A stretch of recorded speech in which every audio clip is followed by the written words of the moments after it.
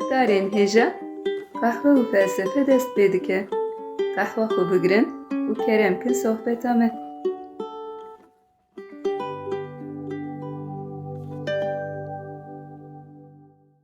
Merhaba guhdarên hêja, ez Sezgin Dinç. Ez Murat Dildar.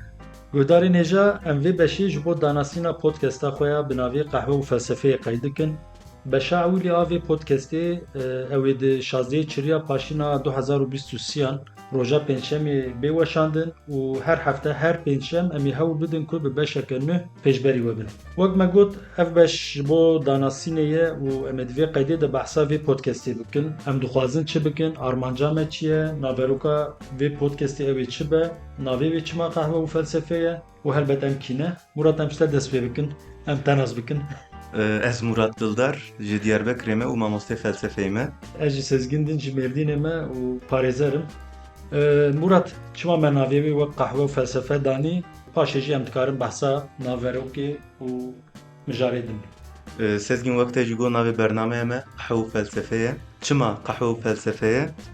Gava me qehwe vedixware û fikir hat bîra me û ji ber ku em ji qehwê jî hes dikin, ji xwe tu zanî em tim qehwe vedixwin û tim ser felsefeyê xeber didin. Wekî din tu îş û karê me tune ye. Loma me xwest navê Qehwe û Felsefe be, yanî tu metaforeke giran, wateyekê kûr di navê de tune ye. Me xwest navê deynin Qehwe û Felsefe û guhdarên me jî bi qehweyê xwe yên ger tevlî sohbeta me bibin. Helbet ji bo ku guhdar jî aciz nebin dirêjahiya bernameyê muhîm e. Ew ê teqrîben 25-30 deqe bi wek de got bi qasî vexwarina fincaneke qehweyê. Helbet ne mecburin qehwe vexwin, gava me guhdarî dikin, dikarin çaya xwe jî vexwin sînorekî me tune ye. Bi kêfa xwe ne. Belê em hinekî behsa bernameyê jî bikin, naveroka wê bikin, em dixwazin çi bikin, ji bo çi me ev kanal vekir, guhdar wê ji bo çi li Qehwe û Felsefeyê guhdar bikin. Em dixwazin bi vê podcastê balê bikişîn ser felsefeyê, yanî armanca me ya sereke ev e. Em dengê xwe bigînin kesên meraqa wan li ser felsefeyê hene, kesên ji xwendina felsefeyê hez dikin û bi van bernameya sohbetên xwe bi wan re parve bikin. Daxwaz û armanca me ev e. Di serî de me gotibû em ê beşa ewîlî di 16 Çirya Paşîn ango meha 11 de roja pênçemê bûweşînin. Helbet taybetmendiyeke vê rojê jî heye, dikare hinekî behsa vê rojê bike, çima 16 Çirya Paşîn. Sezgin 16 Çirya Paşîn ji bo felsefeyê rojeke pîroz û bimbarek e. Çima pîroz û bimbarek e? Pênçema sêmîna Çirya Paşîn yanî 16 Çirya Paşîn roja felsefeya cîhanê ye. Roja felsefeya cîhanê di sala 2002 de ji alî UNESCOyê ve hatiye qebûl kirin. Her sal di roja pênçema sêmîn a Çirya Paşîn de ev roj li gor vê rojê çalakî tên li darxistin. Yani tarih diguhere. Tarih diguhere, her sal roja wî diguhere. Belî. Yanî tenê wek roja pênçema sêmîn hatî diyar kirin. Belî. Di salên 2002, 2003, 2004 de li navenda UNESCOyê Parîsê û li nêzîkî 8 welatan çalakî hatine li darxistin. Çalakiyên çawa yani. Çalakiyên bi wek konferans, sempozyum, gotarên ser felsefeyê ji xwe ev roj bi taybetî li zanîngehan di beşên felsefeyan de wek rojeke giring tê qebûl kirin û çalakî jî piranî di beşên felsefeyê de tên darxistin.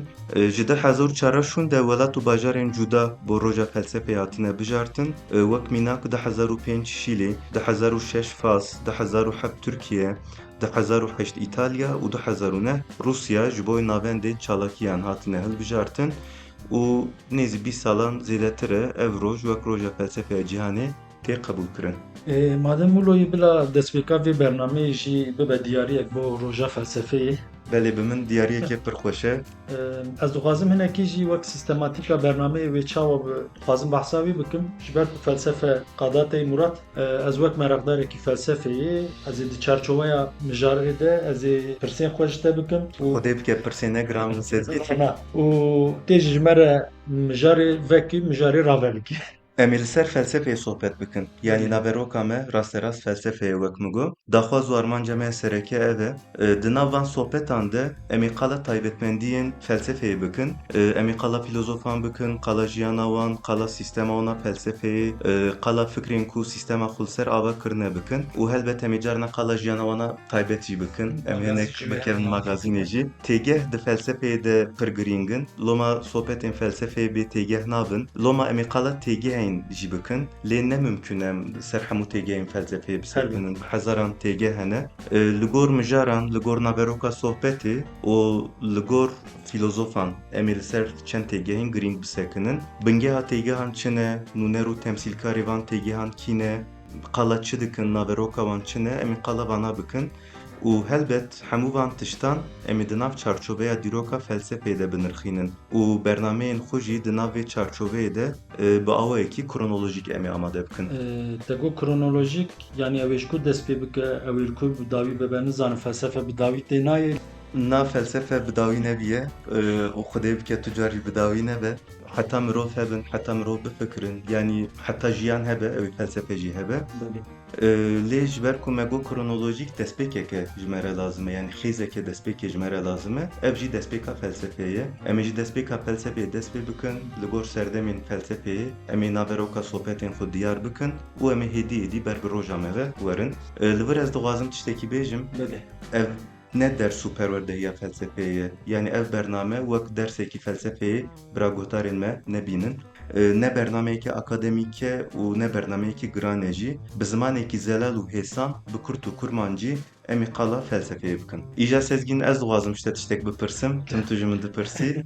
Kesên dixwazin me guhdarî bikin, ew ê çawa bigîjin me, ew ê li ser kîja platformên dijîtal çawa bigînin me. Belê.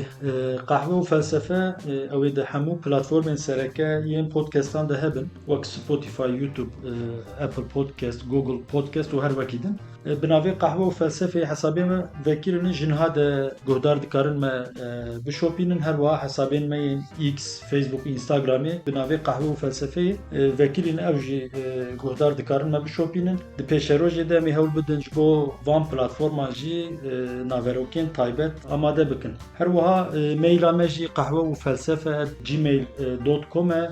Guhdarên me dikarin rexne pêşniyaz û ramanên xwe yên derbarê bernameyê de û ji me re bişînin em ê pê kêfxweş bin. Bawer dikim ji bo danasînê kêm zêde me behsa gelek tiştan kir. Murat tiştekî tu dixwazî lê zêde bikî kerem bike. Na tiştekî ez lê zêde bikim tune ye. Di her bernameyê de em ê nebêjin me bişopînin. Bira guh bidin bernameya me ya ewlî û eger bi dilê wan be, bira me bişopînin, guh bidin sohbeta me. Belê ez jî hêvî dikim ji bo guhdaran ev podcast sûdewer be û bibe wesîle ji bo hezkirina felsefeyê. Vê çaxî em xatirê xwe ji guhdaran bixwazin. Guhdarên ezîz heta beşa ewlî heta 16 mehê bi xatirê we bimînin di xêr û xweşiyê de.